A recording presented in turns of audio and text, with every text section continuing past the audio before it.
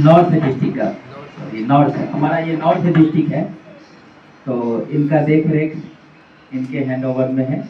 और ये हम सब का एक लीडर है, अगुआ जो कहते हैं, जैसे आप मैं अगुवाई करता हूँ, मेरी अगुवाई ये इनके हाथों में। तो हम प्रभु के दास को धन्यवाद देते हैं, आज हमारे कहने से ये समय दिए हैं। इनके पास समय नहीं होता है क्योंकि ये बहुत बड़ा इनका फील्ड है, हमारे जैसे बहुत लोगों को भी देखना होता है। पर्सनल इनका अपना कलेशिया भी है, तिलक नगर मुखर्जी पार्क तिलक नगर है, आप सब जानते हैं। कुछ लोग ये पास में है केशवपुर डिपो जो है यहाँ पे, तो वहाँ प्रभु के दास सेवकाई करते हैं और साथ ही जो है बहुत सारे सेवकों को एक अगुवाई भी करते हैं। तो आज हमारे बीच इन्होंने समय दिया, इसके लिए मैं इनका आभारी हूँ, प्रभु का मैं धन्यवाद देता हूँ कि प्रभु के दास यहाँ पहुँच करके फ़ोन किए, बीच में पूछे नहीं कुछ भी, लेकिन पहुँच गए थे। लेकिन रास्ते में हमारे भाई जो है ये मिल गए, तो साथ साथ मिल गया है। तो प्रभु इनको बहुत ऐसे हमारे लिए आशीष के कारण बनाए। चल रहे थे, ठीक है, प्रभु के दास के लिए हम ताली बजाएंगे।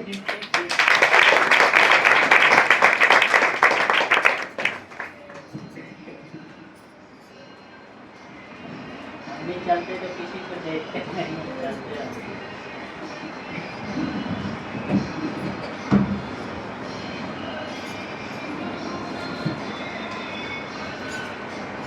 हालेलुया। परमेश्वर का नाम का धन्यवाद और शुक्रगुजार करते हैं सुंदर दिन के लिए।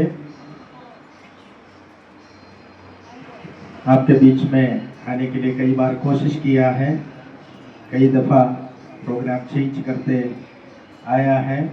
करीबन 3 महीना पहले से मैं पास्टर ललित जी को बोल रहा हूँ, मैं इस महीने आऊँगा, इस महीने आऊँगा, लेकिन आना संभव नहीं हुआ।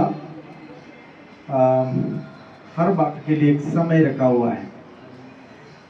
सफोपदेश की पुस्तक में सुलेमान राजा कहता है, बोने के लिए एक समय है, काटने के लिए एक समय है, इकट्ठा करने का एक समय है, तितर बितर करने का समय है। हर बात के लिए एक समय रखा हुआ है। तो मैं विश्वास करता हूँ आपके लिए आया, मेरे लिए आपके साथ संगति करने का समय परमेश्वर आज ही रखा था। Praise the Lord. कितने लोग विश्वास करते हैं? आमीन। सो मैं प्रभु का धन्यवाद करता हूँ। अपना परिचय में आपको परमेश्वर का दास ने दिया है। मेरा नाम पास्टर सी जॉन है, मैं तिलक नगर में रहता हूँ और India Pentecostal church of God IPC जो संस्था है उसका उत्तरी क्षेत्र का अधिकारी हूँ मैं। हमारे अंतर्गत में करीबन 17 कलीसियाएँ हैं। सर ललित और आपकी कलीसिया भी उसके अंदर आते हैं और इन कलीसियाओं को देखभाल करना, जिसे आज मैं आपके पास आए हैं, इसी प्रकार बाकी 16 कलीसिया में भी बारी बारी से जाते हैं, साथ साथ अपने भी कलीसिया हैं। India Pentecostal church of God IPC जो है एक बहुत बड़ा संस्था है जो विश्व भर में फैला हुआ है। अभी आपने एक मतलब केवल दिल्ली के अंदर जो 150-160 कलीसिया के और से आए हुए लोगों को आपने देखा है, लेकिन हमारी कलीसिया पूरे हिंदुस्तान में और हिंदुस्तान के बाहर भी है इसको, और केरल में है इसका जो हेड ऑफिस। हर साल में जनवरी के दूसरे सोमवार से लेकर अगले संडे तक जो है एक बहुत बड़ा सम्मेलन, इंटरनेशनल हमारा कन्वेंशन जो यहाँ पर आपने देखा है तो छोटा है, बल्कि पूरा विश्व के लोग वहाँ पर इकट्ठे होते हैं। पूरा एक हफ्ता जो है मसीह सम्मेलन होते हैं, हर साल में केरल में होते हैं। विश्व भर में हमारा करीबन 12,000 से अधिक कलीसियाएँ और सेवकगण हैं। सो पूरा उत्तर भारत में या दक्षिण भारत में या पश्चिमी भारत में या जो है हर कहीं भी आप जाएं आपको हमारी कलीसिया मिल सकता है। परमेश्वर का नाम का धन्यवाद हो। हम भी उसमें से एक हिस्सा है जो इतना बड़ा संस्था और कलीसियाओं के साथ मिलकर प्रभु की सेवा करने के लिए परमेश्वर ने मुझे दिया हुआ अवसर के प्रति मैं परमेश्वर का धन्यवाद करता हूँ। बहुत अच्छा लगा मुझे आज आपके बीच में आकर आपके संग आराधना में शामिल होने के लिए प्रभु ने जो अवसर दिया है। आपकी आराधना कितने बजे समाप्त? तो 11 साढ़े 11 हो गए हैं। प्रभुज भी है और वचन भी सुनना है। सो थोड़ा समय में मैं जल्दी से जल्दी एक छोटा संदेश आपके पास रखना चाहूँगा। वैसे मैं संदेश तो छोटा तो कहते हैं, लेकिन जब कहने लगते हैं तो बड़ा लंबा हो जाता है? तो हमें ऊपर ऊपर से झाड़ी पीटना आता नहीं है। जो भी बातें बोलेंगे वो गहराई से समझाकर आगे बढ़ते हैं। तो इसलिए हमारा सरमन जो होती है, प्रचार जो होती है, वो अक्सर लंबा हो जाता है।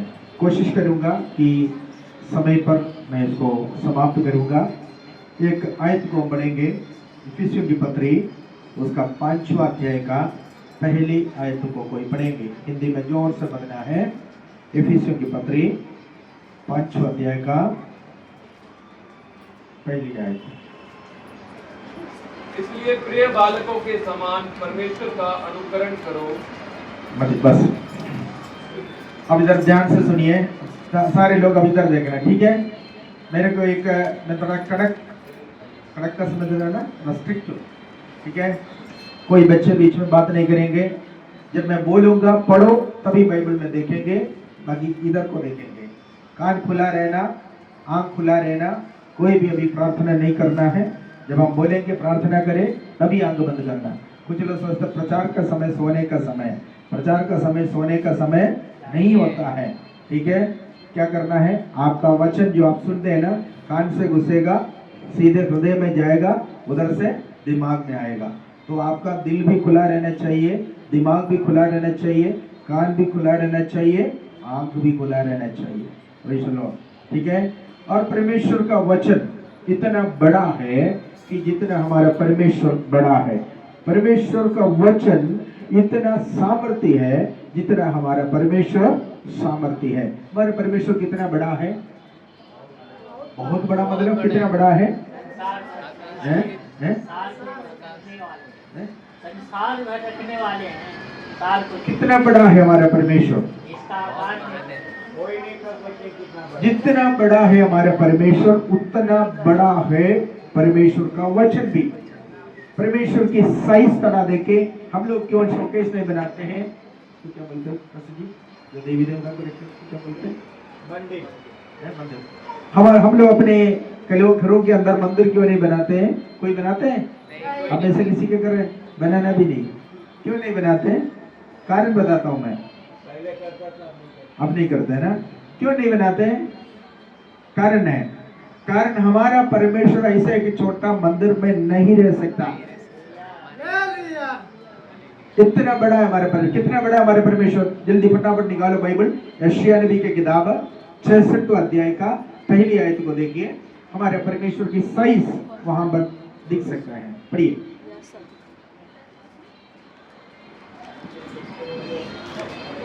जल्दी पढ़ना, जल्दी पढ़ना। यशायाह 66 पहली आयत। यहोवा यूं कहता है, हाँ, आकाश मेरा सिंहासन, आकाश मेरा सिंहासन। यहोवा यूं कहता है। यहोवा हमारे परमेश्वर है, हमारे परमेश्वर का नाम है।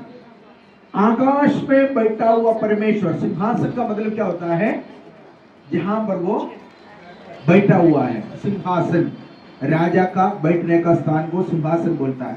तो हमारे परमेश्वर सारे राजाओं के ऊपर महान राजा है, अर्थात वो राजाओं का राजा है। और उसका सिंहासन कहां पर है? स्वर्ग में। स्वर्ग में परमेश्वर का सिंहासन। हाँ, आगे। और पृथ्वी मेरे चरणों ये पृथ्वी जहां पर हम बैठे हैं। मैं अभी आ रहा था तो मैं सोच रहा था, बाप रे, लोग कहाँ कहाँ रह रहे भाई। हम तो बच रहे थे कि हम बहुत दूर रहते हैं, है ना? हम तो फिर भी सिटी में रहते हैं। आप लोग सिटी से कितने अंदर है? अंदर से भी और कितने आगे लोग रह रहे, कहाँ कहाँ लोग रह रहे, है ना? तो मान लीजिए ये सुल्तानपुरी प्रेमनगर एरिया में कितने लोग रहते हैं आपको पता है? नहीं पता। पूरी जगह चक्कर काटे हो एक बार? नहीं काटे, है ना। अब सोचिए कि दिल्ली का एक कोना है, वो एक कोने में हम लोग पूरा चक्कर नहीं काट पाते हैं, पूरा उसका क्या करता है, हम लोग घूम नहीं सकते, है ना। तो पूरी दिल्ली कितनी है? 80 से 100 किलोमीटर के अंदर की दूरी है। एक चक्कर पूरा दिल्ली का काटना है तो 80 से 100 किलोमीटर के अंदर अंदर है, इससे ज्यादा नहीं है। वो भी हम लोग चक्कर नहीं काट पा रहे, है कि नहीं है। अब सोचिए, फिर दिल्ली के बाहर यूपी पड़ा है, हरियाणा पड़ा है, पंजाब पड़ा है, पूरा हिंदुस्तान पड़ा है। हिंदुस्तान के बाद पाकिस्तान है, अफगानिस्तान है, ईरान है, पूरी खाड़ी देश पड़ा हुआ है। उधर जो है अगर आप देखा जाए, अमेरिका से लेकर कनाडा से लेकर जर्मनी से लेकर पूरे विश्व पड़ा हुआ है, ठीक है। ये सब किस में आता है? पृथ्वी में आती है। ये सब कहां पर आते हैं? पृथ्वी में आती है। तो ये पृथ्वी कितनी बड़ी है? बहुत बड़ा है, हमारी इमेजिनेशन से भी बड़ा है। तो प्रभु कहता है कि दुनिया के 1/3 थल है, 2/3 जल है, मतलब 3/1 ही है जो जमीन, बाकी 2/3 क्या है? समुद्र है, कई समुद्र है, ठीक है। और इतना बड़ा पृथ्वी, परमेश्वर कहता है स्वर्ग मेरा सिंहासन है, और ये पृथ्वी जहां पर इतना महासागर पड़े हुए हैं, ये पृथ्वी जहां पर इतनी बड़ी जमीन है, ये पृथ्वी इतने देश जहां पर इतनी आबादियां जहां पर रहते हैं, आज पूरे विश्व भर में करीबन 750 करोड़ से अधिक लोग रहते हैं। हमारे हिंदुस्तान में करीबन 150 करोड़ लोग रहते हैं, ठीक है। इतनी सारे लोग रहने वाले, पहाड़, पक्षी, पर्वत, सागर, सब कुछ जिस पृथ्वी में है, ये पृथ्वी प्रभु कहता है मेरी पांव रखने वाली चौकी है। हालेलुया। तब सोचिए वो परमेश्वर कितना बड़ा है, जो बैठा है स्वर्ग में, उसकी पांव पृथ्वी तक पहुंचते हैं, और ये पृथ्वी उसकी फुट क्या कहता है, स्टूल है या फुटरेस्ट है, पांव रखने वाली चौकी है। इतनी बड़ी पृथ्वी, एक पृथ्वी को एक चक्कर काटने के लिए सूरज को 365 दिन लगता है। सूरज का एक बार चक्कर काटने के लिए 24 घंटे लगते हैं। ये पृथ्वी जहां पर केवल आधा हिस्सा एट ए टाइम में रोशनी है, अभी अमेरिका पृथ्वी की आधा हिस्सा अंधेरे में है, हम अभी रोशनी में है। मतलब सूरज का रोशनी एक साथ पूरी दोनों साइड में नहीं होती है। इतनी बड़ी पृथ्वी परमेश्वर की पांव रखने वाली चौकी है, तो सोचिए वो परमेश्वर कितना बड़ा है। आज लोग 50 फुट ऊंचा वाला एक मूर्ति बनाकर ये कहते हैं देखो हमारे ईश्वर कितना बड़ा है। मेट्रो में जाते वक्त आप झंडे वाले से जब गुजरते हैं, देखा है ना, वहां पर एक बहुत बड़ी मूर्ति है। लोग कहते हैं देखो कितना बड़ा है हमारा परमेश्वर, स्वर्ग में बैठा हुआ परमेश्वर, जिसकी पाव इस पृथ्वी में पहुंचते हैं। वो परमेश्वर कहता है कि आकाश मेरा सिंहासन है, पृथ्वी मेरी पाव रखने वाली चौकी। पढ़िए, बस जी आगे पढ़िए। तुम मेरे लिए कैसा भवन बनाओगे? तो तुम मेरे इतना बड़ा परमेश्वर को कहां पर बिठाएगा? इतना बड़ा भवन, कितनी एकड़ जमीन की जरूरत पड़ेगी? कितनी एकड़? पूरा पृथ्वी में भरा हुआ एक मंदिर बनाओ तो भी वो परमेश्वर को बिठा नहीं पाएगा। हालेलुया। तो वो है हमारे परमेश्वर का साइज। प्रभु कहता है तुम मेरे लिए कितना बड़ा भवन बनाओगे। आज मंदिर मस्जिद के प्रति एक दूसरे को काटते हैं, पीटते हैं, नाश करते हैं कि हमारे, है ना, देवताओं को, हमारे ईश्वर को बिठाने के लिए, बैठने के लिए जगह चाहिए। लेकिन हमारा परमेश्वर मनुष्य के हाथों में, पढ़िए प्रेरितों के पुस्तक 17वें अध्याय का 24वां आयत को पढ़िए। प्रेरितों के पुस्तक 17वें अध्याय का 24वां आयत में क्या लिखा हुआ है? देखिए हमारा परमेश्वर कहाँ वास करता है, पढ़िए। Acts 17:24.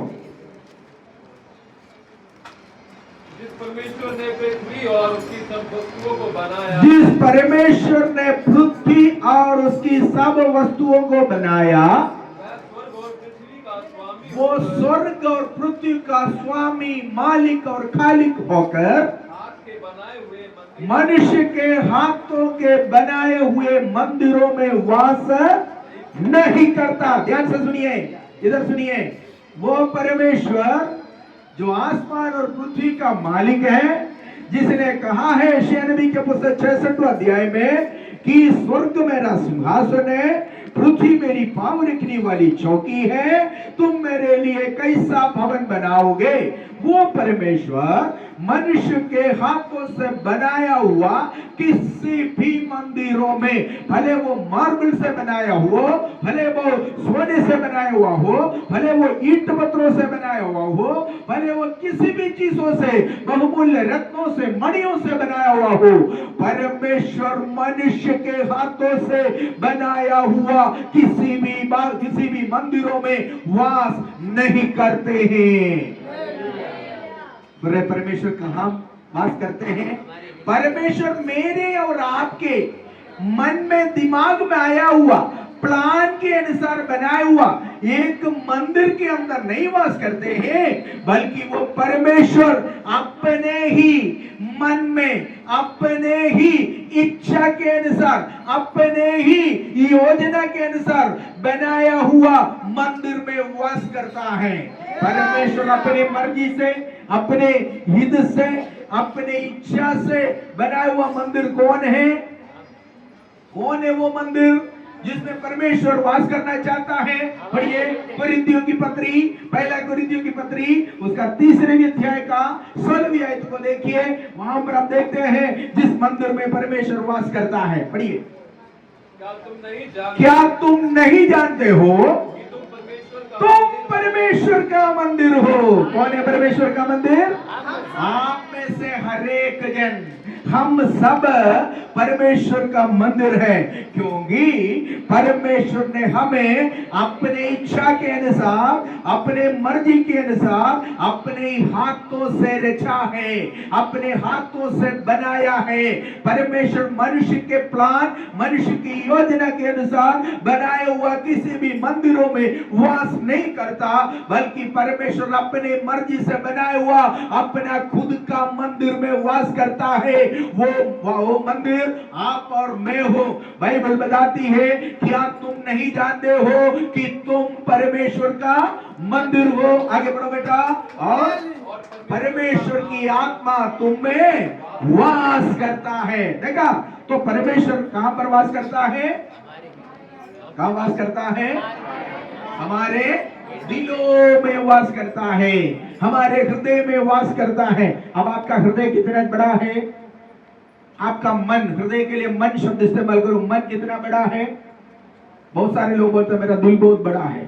मानता हूं, मेरा मन बहुत अच्छा है, मानता हूं। कितना बड़ा है? आपका माइंड, मन का कोई नाप तोल कोई कर नहीं सकता। क्यों? आप यहां बैठे हैं, बिहार तक जाकर वापस इतना लंबा चलेगा आपका मन। बिहार से ताल्लुक रखने वाले कोई इधर है? हाँ, अगर मैं बोलूं कटिहार, बैठे यहां पर, मन कटिहार तक पहुंचा है ना भाई? पहुंचा। अगर मैं बोलूं सीतामढ़ी, पहुंचा है ना?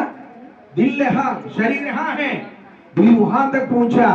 क्योंकि हमारा माइंड, अगर आप देखो, कोई विदेश यात्रा करने वाले हैं या किए हुए लोग हैं, दुबई की बात कहें, सऊदी की बात कहें, अन्य किसी देश की बात कहें, आपका मन फट से वहां पर पहुंच जाता है। पहुंच जाता है कि नहीं जाता है? जाता है। मतलब आपका मन इलास्टिसिटी है, जितना बढ़ाओ बढ़ सकता है। इस कारण इतना बड़ा परमेश्वर आपके मन में वास कर सकता है। हालेलुया। तो इसलिए एक छोटा सा बक्सा बनाकर उसके अंदर बाइबल रखकर 2 मोमबत्ती रखकर उसमें दिया कोई नहीं जलाना है, क्योंकि हमारा परमेश्वर वहां वास नहीं करता।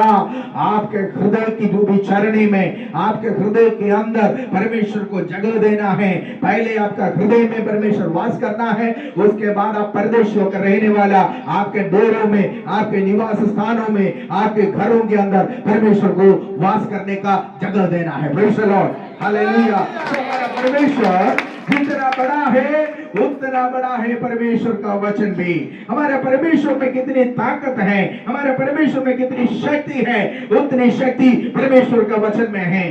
परमेश्वर का साइज तो मैंने बढ़ाया, परमेश्वर की साइज मैंने बताया कितनी बड़ा है हमारे परमेश्वर। अब परमेश्वर की शक्ति को देखो, ताकत कितना है, परमेश्वर की ताकत कितना है, कितने ताकतवर है हमारे परमेश्वर।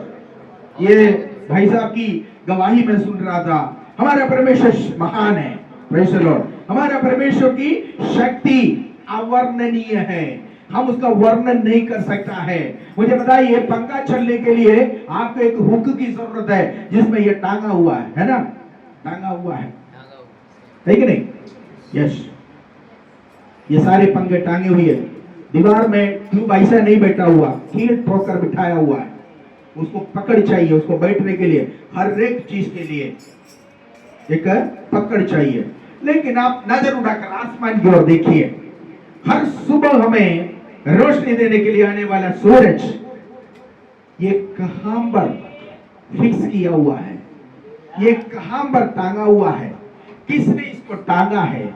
ये एक जगह में रुका नहीं है, ये पूर्व से लेकर सुबह से चलने लगता है। सुबह पूर्व में आएगा, वहां से चलकर शाम को पश्चिम में चला जाता है। लेकिन ये किसके कहने पर चलते हैं? ये कहां पर टांगा हुआ है?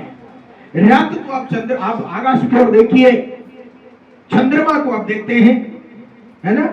चंद्रमा के साथ कई हजारों ऐसे चमकने वाले ताराओं को भी आप देखते हैं। कितने हैं हम नहीं जानते हैं। रोशनी का स्पीड जो है, साइंस पढ़ने वाले बच्चों को पता है, light, the speed of the light, जो स्पीड होती है 1,86,000 किलोमीटर प्रति सेकंड। 1,86,000 किलोमीटर या माइल पर, किलोमीटर नहीं, माइल पर सेकंड। सो एक सेकंड के अंदर 1,86,000 किलो माइल सफर करने वाला रोशनी।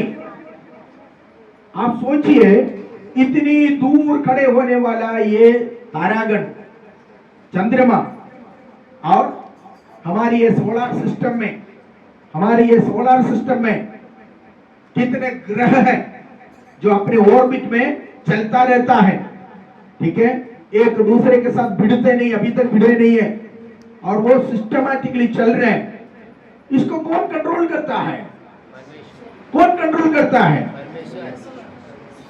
ये सूरज कैसे टांगे हुए हैं, ये चंद्रमा कैसे टांगे हुए हैं, ये तारागण कैसे टांगे हुए हैं? चलो छोड़ो, समुद्र देखा किसी ने? टीवी पे नहीं, हकीकत में समुद्र के पास गए, देखा समुद्र के तरफ क्या आता है? लहरें आते हैं, लहरें। कभी कभी जाना, ठीक है, समुद्र देख के आना है। मुंबई की तरफ जाओ, गोवा की तरफ जाओ, केरल की तरफ जाओ, कलकत्ता की तरफ जाओ, ठीक है, आपको समुद्र दिखेगा। समुद्र में अगर हम समुद्र के किनारे खड़े हो जाए तो हमारे आंखें उस पार तक नहीं पहुंच सकता है। महासागर इसलिए कहता है, और वो महासागर से बड़े लहरें 30 फुट ऊंचा, 50 फुट ऊंचा लहरें चले आते हैं। लेकिन आते आते आते आते किनारे जब आ जाता है, क्या हो जाता है? वापस चला जाता है, वो इधर को नहीं बढ़ता है। किसके कहने पर ये रुके हुए हैं? कौन गवर्नमेंट उसको बाउंड्री बनाया? कोई बना सकता है? नहीं बना सकता है। हमारा परमेश्वर की ताकत ये है। Praise the Lord, praise the Lord. समुद्र को उसने अपने वचन के द्वारा, समुद्र को उसने अपने वचन के द्वारा रोका हुआ है।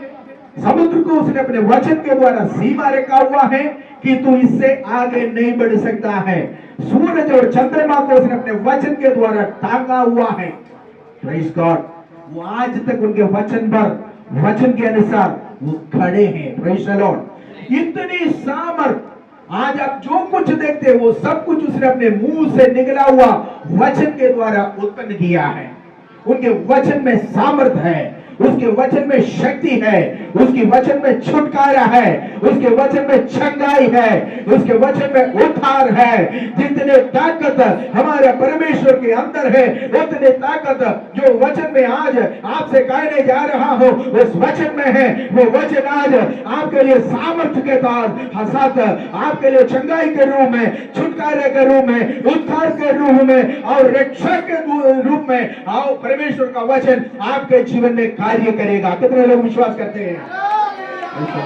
कितने लोग विश्वास करते हैं कि मैं आज चाहते हैं कि मैं आज परमेश्वर का सामर्थ्य को मैं महसूस करने पाऊं, आज मैं परमेश्वर की ओर से उस असीम सामर्थ्य को मैं अनुभव करते जाऊं। मैं जैसे आया हूं वैसे नहीं, मैं बदला हुआ अनुभव के साथ एक नई सृष्टि बनकर, एक नया आत्मा को प्राप्त करते हुए, एक नई सामर्थ्य को प्राप्त करते हुए मैं आज परमेश्वर के उपस्थिति से मैं विदा लेना चाहूंगा। कर कितने लोग अपने दिल से, मन से चाहता है मैं हाथ बढ़ाकर प्रभु का धन्यवाद करें।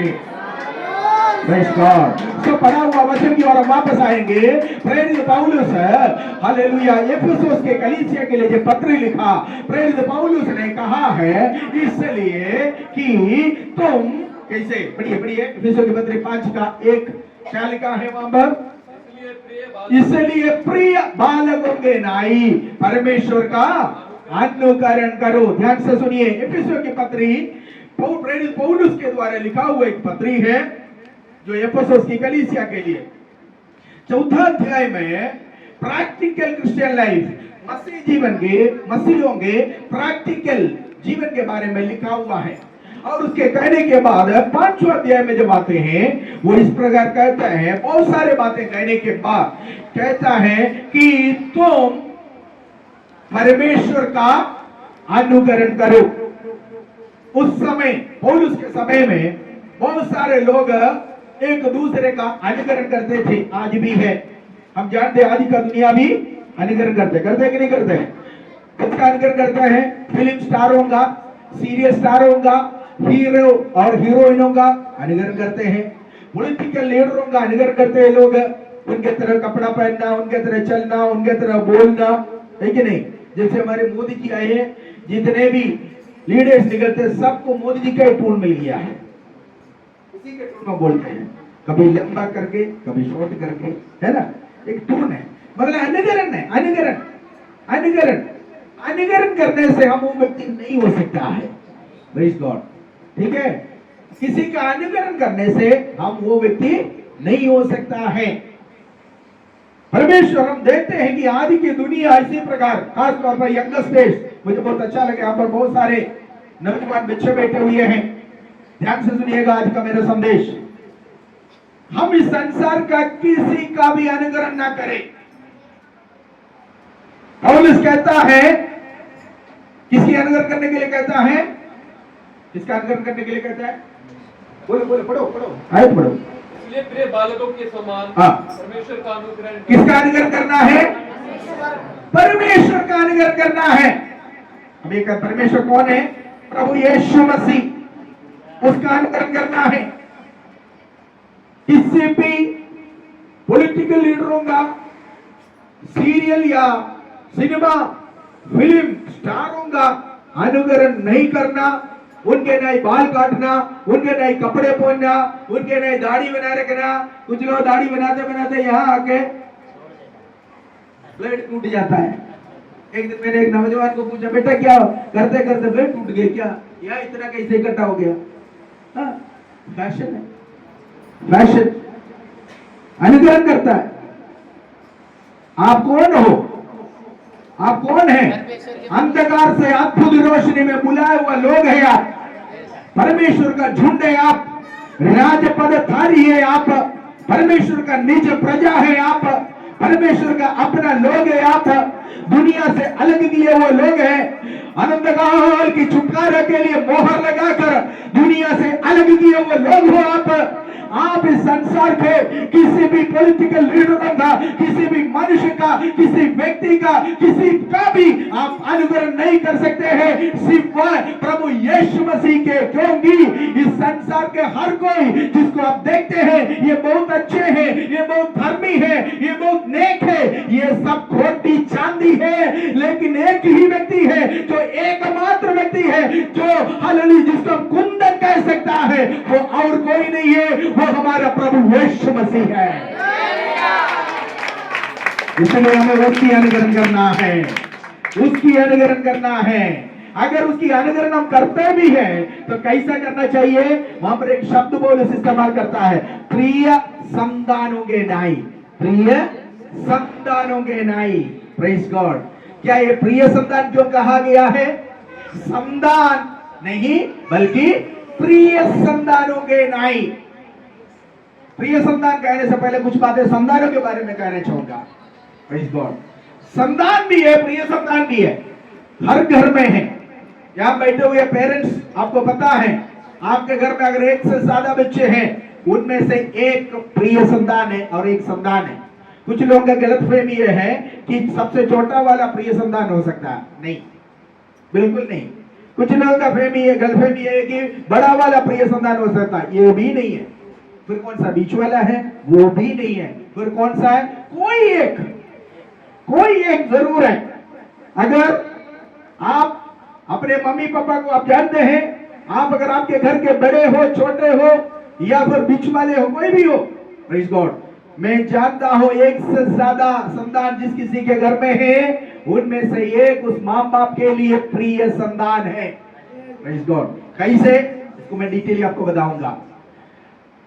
उससे पहले संतान होने का योग्यता बताइए। संतान अगर होना है तो उसका मिनिमम योग्यता क्या है? माँ बाप की सारी, कोई भी व्यक्ति, गली से जाने वाला कोई भी व्यक्ति यहाँ बैठे हुए आप में से किसी को मम्मा पापी बुलाएगा? नहीं है, नहीं बुलाएगा। कोई बच्चा अगर आपको पापा नहीं बोल सकता, मम्मी नहीं बोल सकता है, अगर आपको कोई मम्मा या पापा बुला रहे उसका मतलब क्या है? इसका मतलब क्या है? वो बच्चे को कहते हैं संतान। संतान कौन होता है?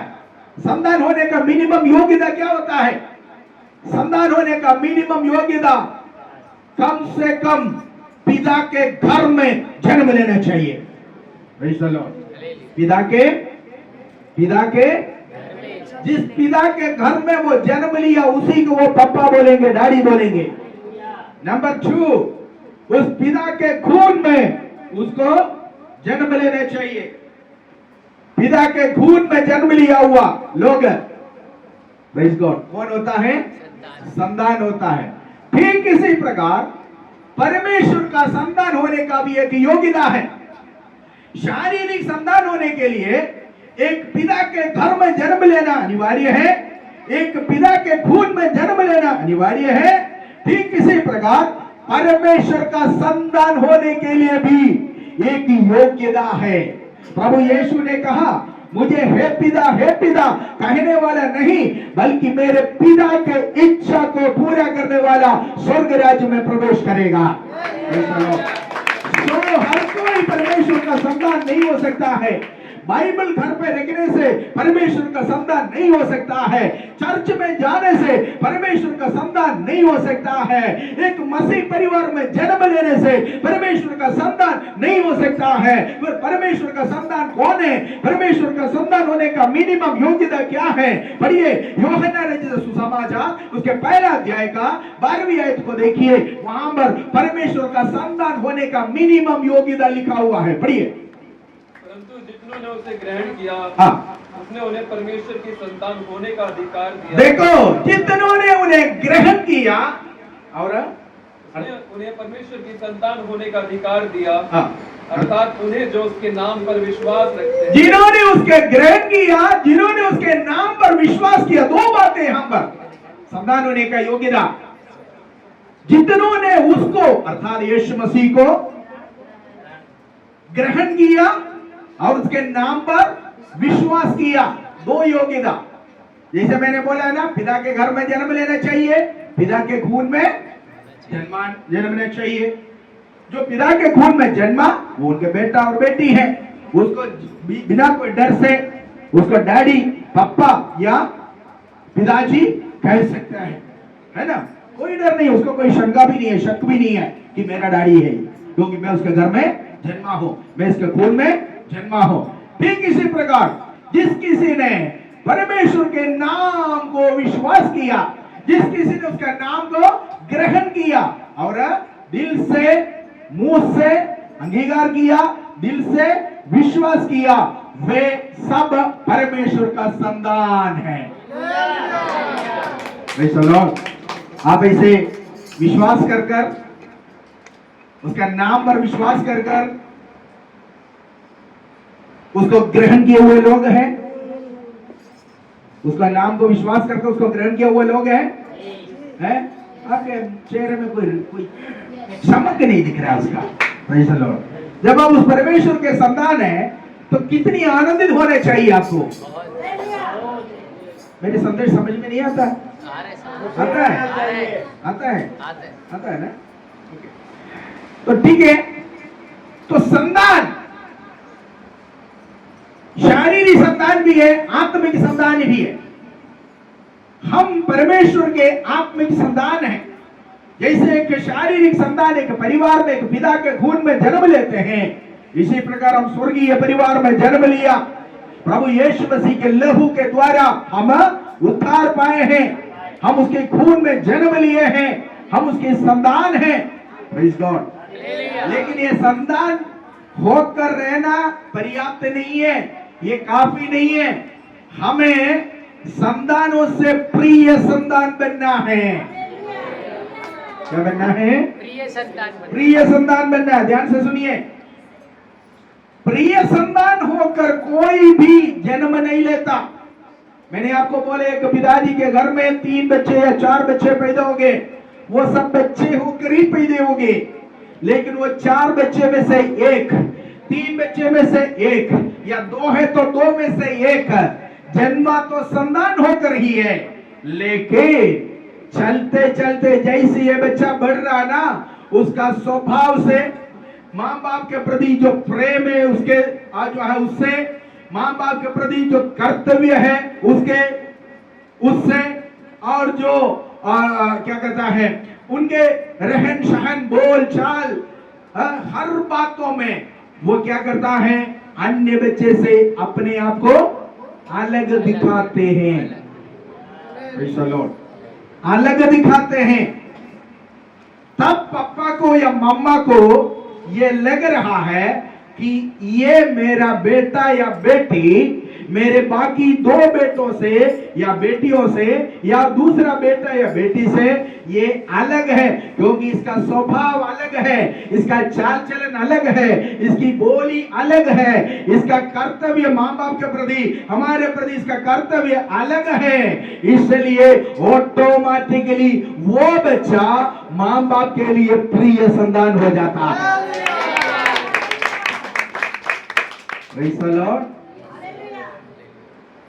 अब आप समझ लो किसको प्रिय संतान बनना है।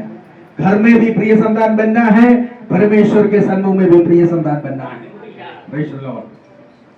बच्चों, हम सब बच्चे हैं। मैं भी बच्चा हूं, मेरी मामा पापा के सामने, है ना, मेरी मम्मी के सामने मैं भी बच्चा हूं, और मेरे बच्चे भी है मेरे सामने, वो मेरे लिए बच्चे हैं, लेकिन उनमें भी संतान और प्रिय संतान है।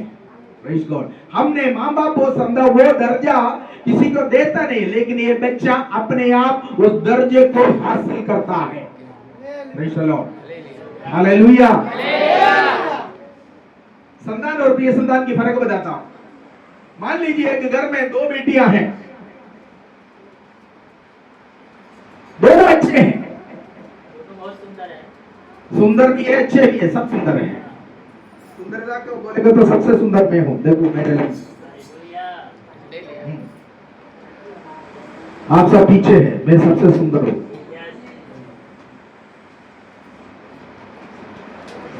रंग की बात मत कहना है, रंग नहीं है सुंदरता, सुंदरता हृदय की होती है। सुंदरता कहाँ होती है? दिल में होती है। अब देखिए, एक घर में मान लीजिए 2 बच्चे हैं और दोनों अच्छे हैं, बड़ी वाली या छोटी वाली। एक पप्पा का आज्ञा निकलते ही उसको पूरा करने के लिए तैयार रहता, सब कुछ करेगा, लेकिन कहना पड़ता है। क्या करना पड़ता है? कहना पड़ता है। कहो तो सब कुछ करेगा, नहीं कहो कुछ भी नहीं करेगा। ये होती एक 2 बेटियां हैं वहां पर, मान लीजिए 2 बेटियां। एक है, पापा बोला बेटे पानी ले आओ, पानी लाकर दे दिया। पापा ने पानी पीकर ग्लास वहां रखा, लेकिन बोला नहीं कि ग्लास उठाकर ले जाओ। वो ग्लास वही के वही रह गया, सुबह से शाम तक टेबल पर ग्लास पड़ा हुआ है, क्योंकि पापा ने बोला नहीं लेकर जाओ। पानी लाने के लिए बोला, ला दिया। पापा जो भी बोलेगा मानने वाले, एक लड़की एक बेटे, क्या मानने वाली, कहना मानने वाली, कहने की देर है, सब कुछ करेगा, लेकिन नहीं कहा तो कुछ भी नहीं करेगा। उसी घर में एक दूसरी बेटी भी है, उसको दोनों एक ही बाप की बेटियां हैं। उसका छोटी या बड़ी आप समझ लो, उसी घर में एक और भी है। पापा बाहर से आया, घर में घुसते ही पानी लेकर पापा के पास आया, बिना बताए, बिना पूछे, बिना मांगे। पानी पीकर ग्लास रखा, तुरंत उठाकर किचन में लेकर रखी। पापा ने पसीना पसीना कराया, कपड़ा उतार कर डाला, तुरंत उठाकर उसको धोने वाले जगहों में छोड़ दिया, नहीं तो बाहर धूप में डाल दिया। पापा कहीं जाने के लिए तैयार हो रहे हैं, तुरंत जूता लेकर आया, बैग लेकर आया। उसको पता है मेरे पापा को क्या कुछ चाहिए, वो बिना बताए कर रहा है। दोनों एक ही बाप के बेटे हैं, बेटियां हैं, लेकिन एक को कहेगा तभी वो कहती है, एक बिना कहे जानकर करती है, और वो जानकर करने वाली, बिना कहे हुए करने वाली, जिसको कहते हैं प्रिय संतान। वो बेटी पिताजी के हृदय के अंदर, माताजी के हृदय के अंदर घुसी है। वो तो कैसे? उसकी स्वभाव से, उसकी व्यवहार से, उसकी कामकाज से, उसकी चाल चलन से, उसकी बोली से, उसकी जो है बोलचाल से, हर बातों से वो मम्मी पापा के लिए ऑटोमेटिकली वो बच्ची प्रिय संतान हो गई है। इसी प्रकार परमेश्वर के संतों में भी प्रिय संतानें होती है। कैसे? हम सब विश्वास कर हम उसको ग्रहण कर प्रभु के पास आकर परमेश्वर के संतान हो गए। लेकिन संतान होने के बाद हमारे इच्छा, हमारे चाल चलन, हमारे कामकाज और हमारे रहन सहन, व्यवहार, बोल चाल, सब कुछ जो है कैसा है? परमेश्वर के हित के अनुसार, परमेश्वर के बिना, परमेश्वर बोले बिना हम सब कुछ करने वाले जब होते हैं, तब हम ऑटोमेटिकली परमेश्वर का प्रिय संतान हो जाते हैं।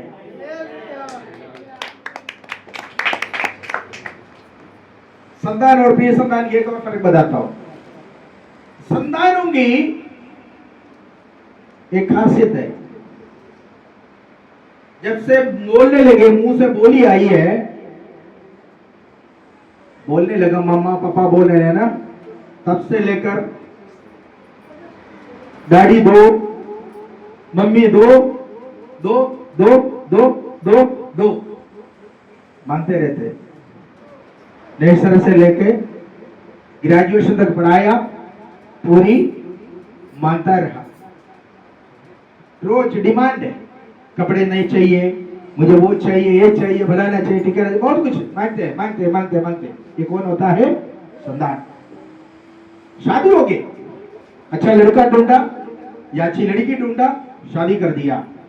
शादी करने के बाद बहुत पैसा खर्च किया, शादी करा। शादी करने के बाद भी इंतजार में, क्यों? डैडी के मौत के बाद वसीयत में क्या लिखा होगा मेरे लिए जानने के लिए। ये कौन होता है? संतान। संतान संतान हमेशा पिताजी से मांगता रहेगा, मांगते रहेंगे। लेकिन एक प्रिय संतान है, उसका इच्छा में मुझे क्या मिलेगा, पिताजी से क्या मिलेगा ये नहीं, उसकी इच्छा यह है कि मैं मेरे पिताजी को क्या दे सकता हूं, क्या दे सकता हूं, मैं क्या दे सकता हूं। अगर आप परमेश्वर के केवल संतान बनकर कलीसिया में आते हो, केवल आप प्रभु के संतान बनकर रहना चाहते हो, तो आपकी प्रार्थना में केवल आपकी अपनी जरूरतें होगी। आप केवल प्रभु से प्रभु मुझे ये दे दो, वो दे दो, ये दे दो, वो दे दो कर कर केवल दे दो दे दो दे दो दे दो कर कर होगा। लेकिन अगर परमेश्वर के प्रिय संतान हो, आप प्रभु आपने मुझे जीवन दिया, मैं आपको क्या दे सकता हूं, मेरे जीवन आपके लिए कैसे मैं खर्च करूंगा, आपने मेरे पास धन दिया है, मैं इस धन को कैसे आपके नाम की महिमा के लिए खर्च करूंगा, आपने मुझे समय दिया है, आप मेरे समय को कैसे आपके नाम की महिमा के लिए मैं खर्च करूंगा, आपने मुझे तंदुरुस्ती दिया, ताकत दिया, मेरी तंदुरुस्ती और ताकत मैं आपकी नाम की महिमा के लिए कैसा मैं दूंगा, कैसा मैं खर्च करूंगा कर कर आपकी प्रार्थना कुछ मांगने वाला नहीं होगा, बल्कि आपकी प्रार्थना आपके पास जो कुछ है उसको प्रभु को देने के प्रभु होगा। यही होता है आपके प्रिय संतान। Hallelujah, hallelujah. तो प्रार्थना में मुझे दे दो दे दो दे दो कर नहीं होना चाहिए, बल्कि प्रार्थना में how can I B use, मैं कैसे प्रभु तेरे लिए इस्तेमाल किया जाऊं, मैं कैसे अपने टैलेंट को आपको दूं, मैं कैसे प्रभु आपकी महिमा के लिए खड़े हो जाऊंगा, मैं कैसे प्रभु जी मैं और मेरा परिवार इस देश में जहां पर आपने मुझे रखा है वैसे हम कैसे आपके लिए कार्यशील हो जाएंगे करके प्रभु से हालेलुया हमें प्रभु को देने वाले होते हैं परमेश्वर के प्रिय संतान। हालेलुया।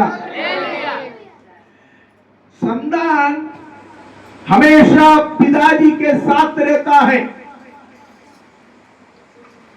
लेकिन प्रिय संतान पिताजी के नजदीक और निकट और चिपकते हुए रहता है। Speaking on, praise the Lord. संतान कभी कभी बातें करता है पिताजी, जरूरत हो तब पिता को पुकारने वाले कौन होता है? संतान। लेकिन जरूरत नहीं है तो भी पिताजी से संपर्क में बातें करने वाला, पिताजी के आज्ञाओं को, पिताजी के व्यवस्थाओं को पालन करने वाला कौन होता है? प्रिय संतान होता है। ये संतानों को कहना पड़ता है, हाथ उठाकर धन्यवाद करो, तालियां बजाओ, वो करो, ये करो, सब किसको बोलना पड़ता है? जो संतान होकर बैठे हुए। लेकिन जो प्रिय संतान है ना परमेश्वर का, उसको बताने की जरूरत नहीं पड़ती है, वो आकर बैठते ही परमेश्वर की स्तुति करने लगते हैं। जो संतान है उनको पादरी साहब को बार बार बोलना पड़ता है, ठोको ताली ठोको ताली ठोको ताली बोलना पड़ता है ना। उन लोगों को बोलना पड़ता है, सब लोग मिलकर हालेलुया बोलो, सब लोग मिलकर प्रेज़ द लॉर्ड बोलो, सब लोग मिलकर है ना हाथ ताली बजाओ, ये सब बोलना किसको बोलना पड़ता है? संतानों को बोलना पड़ता है। लेकिन जो प्रिय संतान है उनको मालूम है कि प्रभु के पिताजी के कहे बिना मुझे ये सब कुछ करना है। हालेलुया। तो इसलिए हमारे आराधना में अगले हफ्ते से हम संतान होकर आए हैं, अगले हफ्ते से हम प्रिय संतानों के नाई, हम कलीसिया में और कलीसिया के बाहर, हमारे घरों में, हमारे कामकाज के क्षेत्रों में हम प्रिय संतानों के नाई रहे। हालेलुया। Praise the Lord. एक और बात कहना चाहूंगा संतान और प्रिय संतानों के लिए।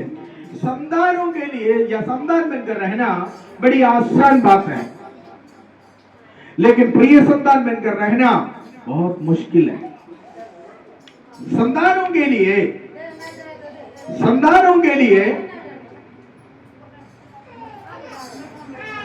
दर्द, परेशानी, निंदा और अपमान बहुत कम होगा, लेकिन प्रिय संतानों के लिए संतानों से बढ़कर निंदा, अपमान, वेदनाएं, क्लेश, परेशानियां ज्यादा होती है। जिसको पिताजी ज्यादा प्रेम करते हैं उसको ज्यादा डांट मिलते हैं। मिलते हैं कि नहीं मिलते हैं? यस। क्योंकि इब्रानियों की पत्री में बाइबल कहती है जिसको भी वो प्रेम करते हैं उनको क्या करता है? ताड़ना देता है, डांटते हैं। Praise God, hallelujah. अब्राहम के बेटा इसहाक, इसहाक का बेटा याकूब, याकूब के 12 बेटे थे। उनमें से 11 केवल संतान थे, लेकिन एक प्रिय संतान था, उसका नाम है यूसुफ। 11 संतान जब जरूरत पड़ता था तब याकूब से संपर्क करता था, याकूब से बोलता था और बाकी समय वो निकल जाते थे। लेकिन प्रिय संतान जो यूसुफ था, यूसुफ हमेशा पिताजी के संग रहा। पिताजी को छोड़कर एक पल भी वो दूसरा कहीं नहीं रहा। प्यारे भाइयों बहनों, आप अगर परमेश्वर का संतान है, परमेश्वर का प्रिय संतान है, तो भले आपके जीवन के विरुद्ध तूफान आए, आंधी आए, क्लेश आए, कुछ भी आ जाए, परमेश्वर को छोड़कर एक पल भी नहीं रहना है। जैसे याकूब के संग यूसुफ चिपकते रहा, परेशानी के बीच में भी, आंधी के बीच में भी, कष्ट के बीच में भी, क्लेश के बीच में भी आपको परमेश्वर के संग चिपकते रहना है। पौलुस कहता है मुझे मसीह के प्रेम से कौन अलग कर सकता है? क्या भूख, क्या बीमारी, क्या क्लेश, क्या मौत, क्या नंगे पैर, जो कुछ हो मुझे मेरे प्रभु के प्रेम से कोई भी अलग नहीं कर सकता है। हालेलुया। यूसुफ के जीवन में, यूसुफ पिताजी से बहुत ज्यादा प्रेम करने के कारण, यूसुफ पिताजी के नजदीक रहने के कारण यूसुफ को उनकी भाइयों से बढ़कर कष्ट सहना पड़ा, क्लेश सहना पड़ा, उसको भाई काफी सारे परेशानियां जीवन में उठाना पड़ा। Praise God, hallelujah. यूसुफ के 11 भाइयों ने मिलकर उसको सूखे कुएं में धकेल दिया। पिछले संडे हमने सुना था उसको, है ना, सूखे कुएं में धकेल दिया। वहां से उठाकर उसको 20 सिक्के में मिस्रियों को बेच डाला। वहां से वो पोतीफेर के घर में गया, वहां पर वो जेलवास, कारागृहवास उसको झेलना पड़ा। लेकिन कारण क्या था? कारण यूसुफ पिताजी से प्रेम करता था और पिताजी भी यूसुफ से प्रेम करता था। ये याकूब जो है वो हमारा स्वर्गीय परमेश्वर का छाया है और यूसुफ में और आपके छाया है। Praise God. जैसे स्वर्गीय पिता के संग, आमीन, हालेलुया, हम चलते रहेंगे, हम उसके नजदीक रहेंगे। दुनिया में जरूर हमारे खिलाफ षड्यंत्र शैतान बनाएगा। सूखे कुएं में हमें हो सकता है हमारे भाई बंधु लोग धके डालेंगे या छोड़ देंगे, या फिर हमारे जीवन में अकेलापन हमें महसूस करना पड़ेगा। बहुत सारे परेशानियां हमारे जीवन में आ जाएगा। लेकिन याद रखना, याकूब यूसुफ के जीवन में एक के पीछे एक परेशानियों का बड़ा अंबार आया। उस समय भी यूसुफ का प्रेम याकूब के प्रति 1 इंच भी कम नहीं हुआ। जितना ज्यादा हमारे जीवन में परेशानी आए, जितने ज्यादा हमारे जीवन में क्लेश आ जाए, जितना ज्यादा हमारे जीवन में और दर्द और निंदा और अपमान आ जाए, उतना ज्यादा हमारा परमेश्वर का प्रति प्रेम को बढ़ना चाहिए। हालेलुया। यूसुफ एक बार भी नहीं सोचा मैंने ये बुड्ढे से ज्यादा प्रेम करने के कारण मेरे भाई लोग मेरे विरुद्ध हो गए हैं, ये लोग मेरे शत्रु हो गए हैं। क्योंकि याकूब ने क्या किया था? यूसुफ के लिए एक नया कपड़ा बुन कर, ना, सनी से बुना हुआ एक कपड़ा उनको खरीद कर दिया था।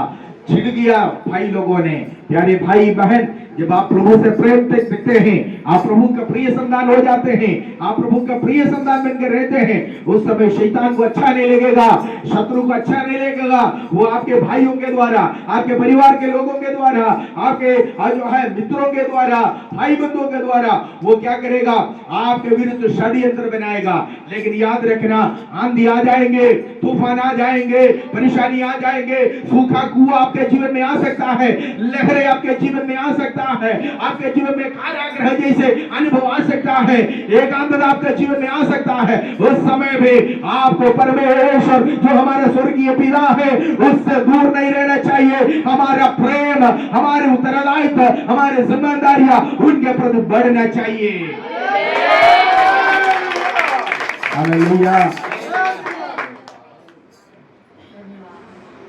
यस, योसेफ के भाई लोगों ने उसको कुएं में धकेल दिया। उस समय भी योसेफ का प्रेम याकूब के प्रति घटा नहीं।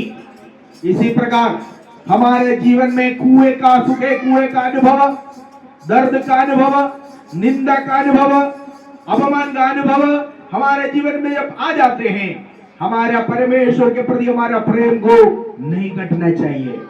अगर आप ऐसे खड़े रहोगे, एक दिन ऐसा आएगा, जिस भाइयों ने योसेफ को कुएं में धकेल दिया, वही भाई लोग 20 साल के बाद खाली बोरा लेकर झुके हुए हालात में योसेफ के सामने दंडवत करने लगे। आपका परमेश्वर कौन है? आज अगर आपके घर के लोग आपको निंदा करते हैं, आपके रिश्तेदार, आपके भाई बंधु लोग प्रभु के खातिर आपको निंदा करते हैं, तो आप कष्ट को सहते हुए, क्लेश को सहते हुए, दर्द को सहते हुए, अपमान को सहते हुए, धूप को सहते हुए अगर आप प्रभु के प्रिय संतान बनकर रहेगा, तो एक दिन ऐसा आएगा जैसे योसेफ के भाइयों को उसके सामने दंडवत कराने के लिए परमेश्वर ने भेजा है। इसी प्रकार आज जो लोग आपकी निंदा करते हैं, वे आपके सामने आकर आपको सलाम करेंगे। क्योंकि हमारा परमेश्वर भूलों को और कंगालों को भूले में से उठाकर, दरिद्रों को जो है उनके कंगालपन से उठाकर धनवानों के साथ, देश के प्रधानों के साथ हिस्सा देने वाला, संगति देने वाला परमेश्वर है। Hallelujah, hallelujah. योसेफ अपने पिताजी याकूब के लिए प्रिय संतान था। इसी प्रकार हमारा स्वर्गीय पिता परमेश्वर के सम्मुख में हमें प्रिय संतान होकर रहना है। Praise the Lord, hallelujah. पौलुस कहता है, इसलिए प्रिय संतानों के नाई परमेश्वर का अनुकरण करो। बाइबल में बहुत कम लोगों को प्रिय संतान या प्रिय होने का दर्जा दिया हुआ है। कई लोगों के बारे में कहने के लिए है, लेकिन समय आज हमारा समाप्त होने के कारण एक व्यक्ति के बारे में 2-3 बातें कहकर समाप्त करना चाहूंगा। जल्दी आइए, मत्ती रचित सुसमाचार उसका 3 अध्याय का 17वीं आयत को पढ़ेंगे। Matthew chapter 3 verse 17। और देखो, यह आकाशवाणी हुई, हाँ, यह मेरा प्रिय पुत्र है, हाँ, जिससे मैं अत्यंत प्रसन्न हूँ। हाँ। देखो, यहां पर एक व्यक्ति दूसरे व्यक्ति को संबोधित करता है, कहता है, ये मेरा प्रिय पुत्र है। भूमिका इस प्रकार है इसका, हमारा प्रभु यीशु मसीह बपतिस्मा लेने के लिए गलील से चलकर यरदन नदी की ओर आ रहा है। यूहन्ना बपतिस्मा देने वाला यरदन नदी में खड़े होकर कई लोगों को बपतिस्मा दे रहा है, और यीशु मसीह भी परमेश्वर का पुत्र होकर भी मूसा के द्वारा दिया गया कानून व्यवस्था को पूरा करने के लिए, परमेश्वर यहूदियों के लिए दिया हुआ मन फिराव का बपतिस्मा पाने के लिए बपतिस्मा देने वाला यूहन्ना बपतिस्मा देने वाले के हाथ के तले आ रहा है। उसका 13वीं आयत से 3 का 13वीं आयत से लेकर जब हम पढ़ेंगे, वहां पर इस प्रकार लिखा हुआ है, यीशु मसीह भी बपतिस्मा लेने के लिए आए। पढ़िए, जल्दी पढ़िए। उस समय यीशु गलील से यरदन के किनारे हाँ। यूहन्ना के पास उससे बपतिस्मा लेने आया। हाँ। परंतु यूहन्ना यह कहकर उसे रोकने लगा, हाँ। मुझे तो तेरे हाथ से बपतिस्मा लेने की आवश्यकता है, हाँ। और तू मेरे पास आया है। हाँ। यीशु ने उसको यह उत्तर दिया, हाँ। अब तो ऐसा ही होने दे, हाँ। क्योंकि हमें इसी रीति से सब धार्मिकता को पूरा करना उचित है। हाँ। तब उसने उसकी बात मान ली, हाँ। और यीशु बपतिस्मा बस बस लेकर बस, रुको बेटा। देखो, मैं जल्दी समय के कमी से जल्दी थोड़ा दौड़ कर बताऊंगा। ध्यान से सुनिए।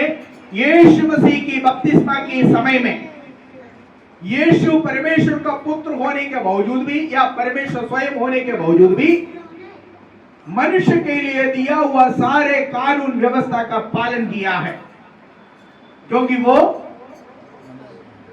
व्यवस्था के अधीनता में जन्म लिया था एक मनुष्य होकर। यीशु बपतिस्मा लेने के लिए आ रहा है, यरदन नदी में खड़ा हुआ है यूहन्ना बपतिस्मा देने वाला। यीशु को उनकी ओर बढ़ते हुए यूहन्ना ने कहा, ना ना ना ना ना, मुझे तेरे हाथ से बपतिस्मा लेना अनिवार्य है। तुम मेरे पास आते हो, यह संभव नहीं हो सकता।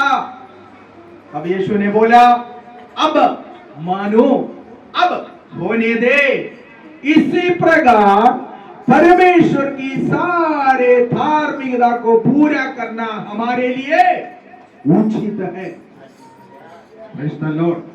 बपतिस्मा क्या है? बपतिस्मा पाए हो कितने लोग? हाथ उठाइए। आमीन। आपने जब बपतिस्मा लिया, क्या समझकर बपतिस्मा लिया आपने? बपतिस्मा क्या है? बपतिस्मा केवल पानी में डूबना नहीं, बपतिस्मा परमेश्वर की धार्मिकता को हम अपने जीवन में पूरा करते हैं। Praise the Lord.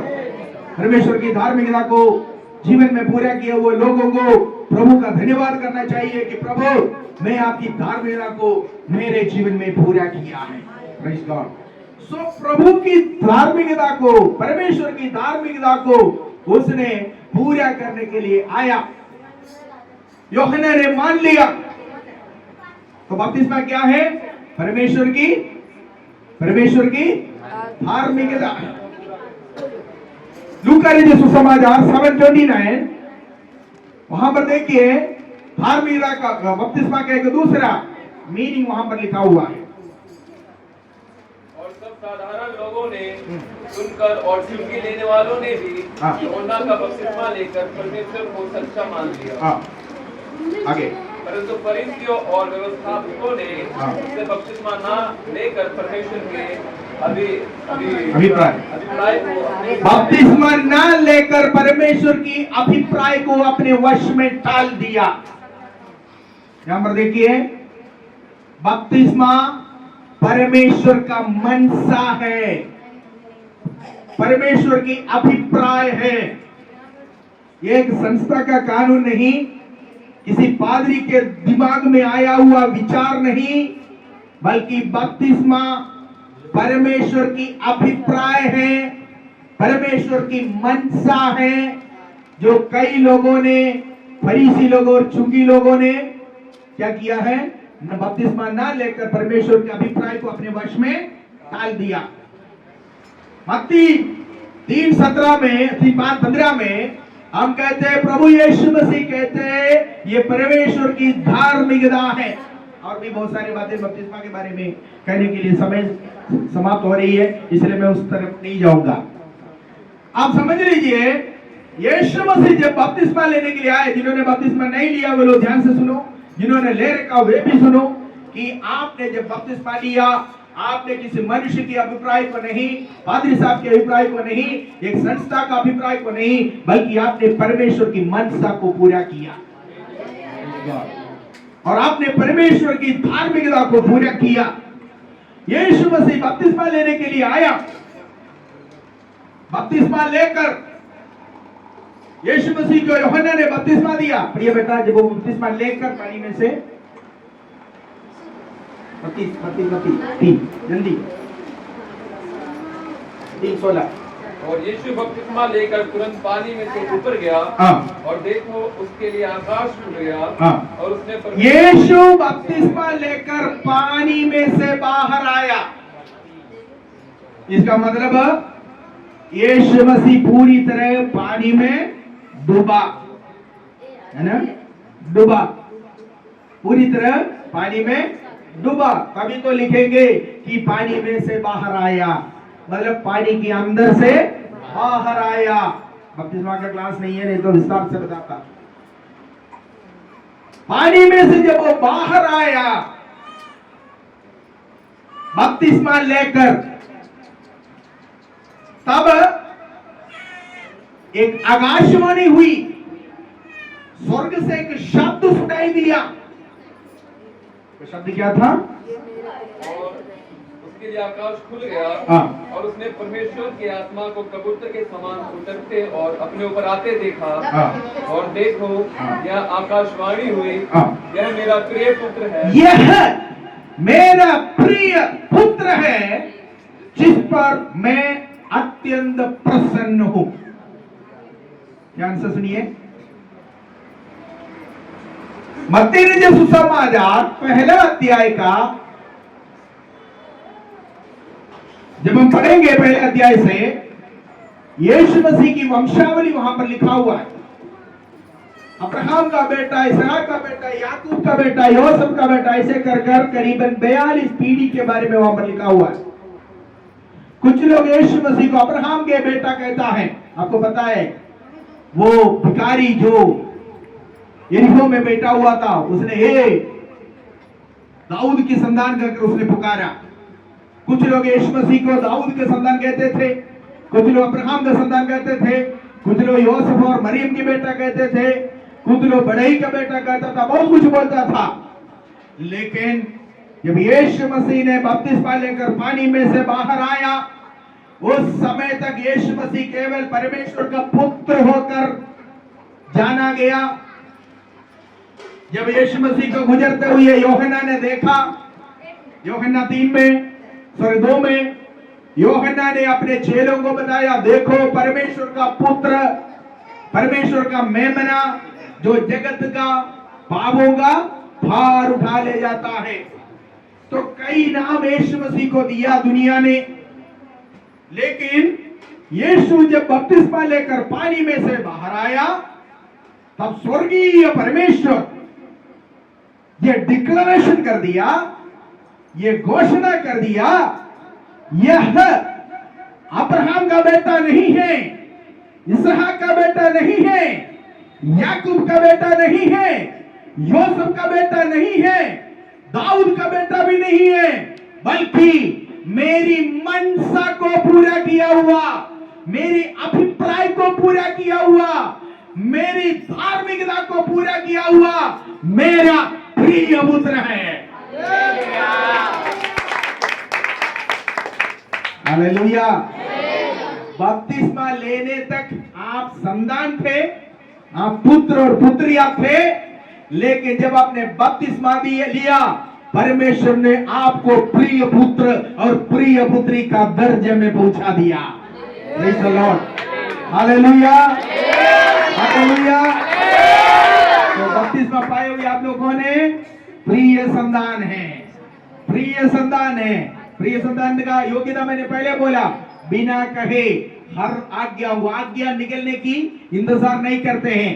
पिता के हृदय की इच्छा को जानकर करने वाला, पिता के हृदय की इच्छा को, परमेश्वर की इच्छा को जानकर करने वाला, परमेश्वर की हित को जानकर करने वाला, बोलने वाला, आमीन, होता है परमेश्वर का प्रिय संतान। सो यीशु मसीह पुत्र होकर जब वो बपतिस्मा लिया, परमेश्वर ने उसको प्रिय संतान कहा है, प्रिय संतान की दर्जा दिया है। बपतिस्मा के बारे में एक और शब्द कहकर यहां पर मैं समाप्त करूंगा। बपतिस्मा, देखिए यीशु मसीह जब बपतिस्मा लिया, वहां पर यीशु ने देखा स्वर्ग खुल गया, पवित्र आत्मा कबूतर के नाई उसके ऊपर उतर आ रहा है और स्वर्गीय परमेश्वर स्वर्ग से बोल रहा है और पुत्र परमेश्वर पानी में यूहन्ना बपतिस्मा देने वाले के हाथ के नीचे खड़ा है।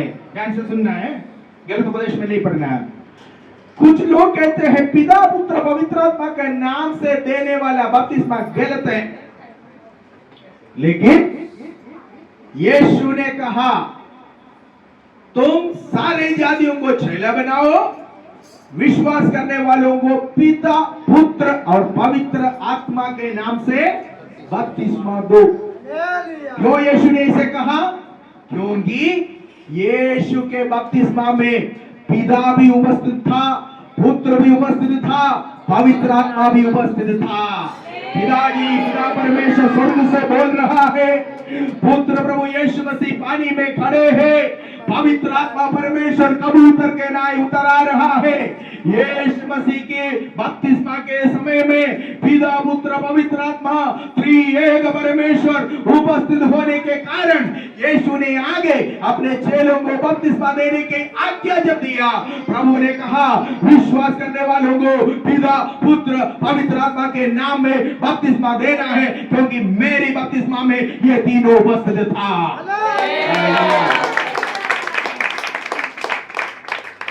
अगर कल को आपके पास आकर अगर कोई कहे कि आपने जो बपतिस्मा लिया गलत है, उनको समझाएंगे ना, जैसे मैंने बोला, प्रेज़ गॉड, ठीक है। लेकिन बपतिस्मा लेने वाला व्यक्ति यीशु के नाम से लेता है। बपतिस्मा लेने वाले व्यक्ति, देने वाला पिता पुत्र पवित्र आत्मा के नाम से देंगे, लेने वाला किसके नाम से लेंगे? यीशु के नाम। क्यों? क्योंकि हमने पिता को नहीं देखा, पवित्र आत्मा को नहीं देखा, यीशु ने मेरे लिए खून बहाया, मैंने यीशु के नाम पर विश्वास किया, यीशु ने मुझे उद्धार किया, यीशु मेरे लिए छुटकारा का बलिदान हुआ है, मेरा संबंध यीशु के साथ है, यीशु मुझे बचा लिया, इसलिए मेरे हृदय के अंदर यीशु है। मुझे बपतिस्मा देने वाला पिता पुत्र पवित्र आत्मा के नाम से बपतिस्मा देगा, लेकिन मैं यीशु के नाम से बपतिस्मा लेता हूं। हालेलुया। गलत उपदेश में नहीं जाकर पढ़ना, ठीक है। लोग बहुत सारे आते हैं कि तुम्हारा बपतिस्मा गलत है, यीशु के नाम से बपतिस्मा लो कर प्रेरितों के पुस्तक में कुछ आयतें लिखा हुआ है, वो उसको तोड़ मरोड़ कर जो है लोगों के पास आता है, इसलिए प्रेज़ गॉड समझाना जरूरी होती है। तो यीशु मसीह परमेश्वर का प्रिय संतान हुआ है। आगे यीशु का जीवन हम जानते हैं, हर बात तो पिता की इच्छा के अनुसार था, हर काम वो प्रभु के पिता की इच्छा के अनुसार किया है। Praise the Lord. इवन क्रूस की मृत्यु तक उसने आज्ञाकारी बना है। फिलिपियों की पत्री में हम पढ़ते हैं कि वो क्रूस की मृत्यु तक पिता की आज्ञाकारी बना है। Praise the Lord, hallelujah. और उनके जीवन परमेश्वर को पिता को पाया हुआ एक जीवन था, क्योंकि वो परमेश्वर का प्रिय संतान था। योसेफ के जीवन हम जानते हैं, याकूब का प्रिय संतान था। वो कठिनाई आया, परेशानी आया, क्लेश आया, कुएं के अनुभव आया, कारागृह के अनुभव आया, लेकिन पाप करने का हर माहौल मिलने के बावजूद भी उसने क्या किया? पिता को, हालेलुया, पिता के प्रति उसका प्रेम बढ़ाता गया है। पिता के प्रति उसका प्रेम प्रतिदिन कठिनाई के बीच में भी बढ़ता गया है, और पिता जी से दूर नहीं रहा। जीवन की कठिनाई के समय में भी, क्लेश के समय में भी पिता के साथ उसका प्रेम बढ़ता गया है। इसी प्रकार प्रिय संतानों के नाई, एक मनुष्य के बात मैंने कहा, एक ईश्वर की बात कहा। योसेफ एक मनुष्य होकर परमेश्वर का, उनके पिता का आमीन इच्छा को पूरा करने वाला प्रिय संतान होकर रहा। प्रभु यीशु मसीह ईश्वर होकर भी स्वर्गीय पिता का आमीन इच्छा को पूरा करते हुए परमेश्वर का प्रिय संतान होकर रहा। इसलिए हम भी जब तक इस संसार में रहे प्रिय संतानों के नाई परमेश्वर का अनुकरण करें, परमेश्वर वचनों के द्वारा हमें खुदाई से आशीष दे।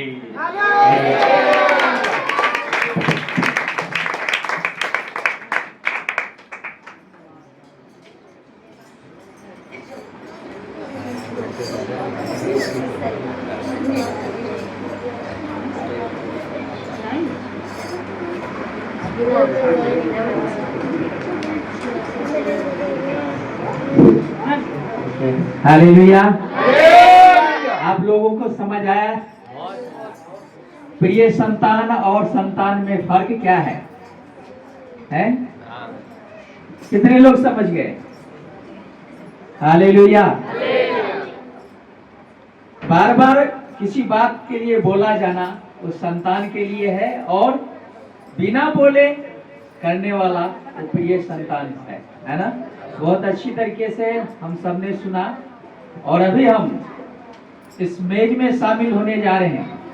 जितने लोग बपतिस्मा लिए हुए हैं वो सब तैयारी में आए हैं प्रभु के शरीर में शामिल होने के लिए। और हम जानते हैं कि महीने का आखिरी संडे हमारा प्रभु भोज होता है और कई ऐसे हैं आज भी नहीं आए हैं, तो वो प्रिय संतान उसे कैसे कह सकते हैं, है ना। वो संतान ही अभी भी है, तो हमें प्रिय संतान बनने के लिए हमको कहना न पड़े, हमें याद रहना चाहिए कि वहाँ जो है जो भी फंक्शन है वो किसके लिए और किस प्रकार से है, ये खुद ही सोचना चाहिए। तो प्रभु भोज का जो ये सेवकाई है, ये सेवकाई बहुत है हमारे लिए पवित्र सेवकाई है। प्रभु यीशु मसीह जो हमारे लिए इस दुनिया में आए, मारे गए, गाड़े गए और तीसरे दिन जी उठे। उन्होंने जो आज्ञा दी अपने चेलों को, मत्ती 26:26 के अनुसार आखिरी भोज उन्होंने किया और जो आज्ञा दी, आज उस बात को हम फिर से याद करने के लिए इसमें शामिल होंगे। लेकिन इतना ही नहीं, उसने हमारे लिए जो कुछ किया उन बातों को याद करके हमें जांचना है, परखना है कि वो परमेश्वर कितना पवित्र था। वो परमेश्वर धर्मी होते भी वे भी अपने आप को धर्मी ठहराने के लिए प्रयास नहीं किया। हम अपनी छोटी छोटी बातों को कई बार छुपा लेते हैं, गलतियों को छुपा लेते हैं, लेकिन जो परमेश्वर कभी पाप ही नहीं किया, बाइबल हमें बताती है वो पाप को जानता भी नहीं था, उसको हमारे लिए पापी ठहरा दिया। हालेलुया। उसे नहीं पता था पाप क्या है, लेकिन हमारे लिए वो पाप ही गिना गया। वो हमारे लिए इतना कुछ किया, हमारे लिए अपने आप को दे दिया। उस बात को स्मरण करके अपने आप को कितना ज्यादा पवित्र करने की जरूरत है, कितना अपने आप को जांचने की जरूरत है। हमारे जीवन में बहुत सारी कमियां आई होगी। हो सकता है बीते पूरे महीने में हम मुंह से बहुत शब्द निकाले होंगे, हो सकता है अपने दिमाग से बहुत बुरी बातों को ख्यालों में लाए होंगे, हो सकता है हमने कभी किसी को उल्टा भी बोले होंगे, हो सकता है किसी का हम बुराई की होंगे। तो हमें जो है उस बात को लेकर के अपने आप को जांचना है, परखना है कि प्रभु मुझे अपने पवित्र लहू से धोकर पवित्र कर प्रभु, क्योंकि मैं पापी मनुष्य था, लेकिन प्रभु आपने हमारे पापों को अपने ऊपर लिया और प्रभु हमारे पापों के खातिर अपने आप को दे दिया। प्रभु मुझे शुद्ध कर, पवित्र कर कि मैं आपके योग बनूं। पश्चाताप प्रायश्चित करे, जांचे कोई गलती गुनाह जीवन में हुआ है जो आपको याद है, उसके लिए आप अपने आप को जांचना है, उसके बाद ही इसमें शामिल होना है, क्योंकि ये पवित्र परमेश्वर का मेज है और इस मेज में शामिल होना, हमें पवित्रता में रहना बहुत जरूरी है। बाइबल में हम पढ़ते हैं और बार बार इस बात को हम पढ़ते हैं कि जो कोई अपने आप को नहीं जांचता वो अपने ऊपर दंड लाता है। तो हमें दंडित होने से बचने के लिए अपने आप को जांचना बहुत जरूरी है। तो अभी हम एक कोर्स गाएंगे और उसमें अपने आप को जांचेंगे और परखेंगे और दीन करेंगे, तोड़ लेंगे अपने आप को, और इसमें शामिल होने के लिए हम सब तैयार होंगे। और बीच में से रास्ता थोड़ा सा देना है ताकि मैं आगे लेके जाऊं, तो हमें जाने में आप लोगों को डिस्टर्ब ना हो। तो परमेश्वर का धन्यवाद। हम एक भजन गाएंगे और उस भजन में गाते समय समर्पण करेंगे। बाकी का प्रभु के दास है हमारे बीच में जो कुछ अगर क्रूस पर है ये कौन लहू लुहान, क्रूस पर है ये कौन लहू लुहान, मेरा स्वामी मेरा नाम मेरे खातिर देता जान, मेरा स्वामी मेरा नाथ मेरे खातिर देता जान।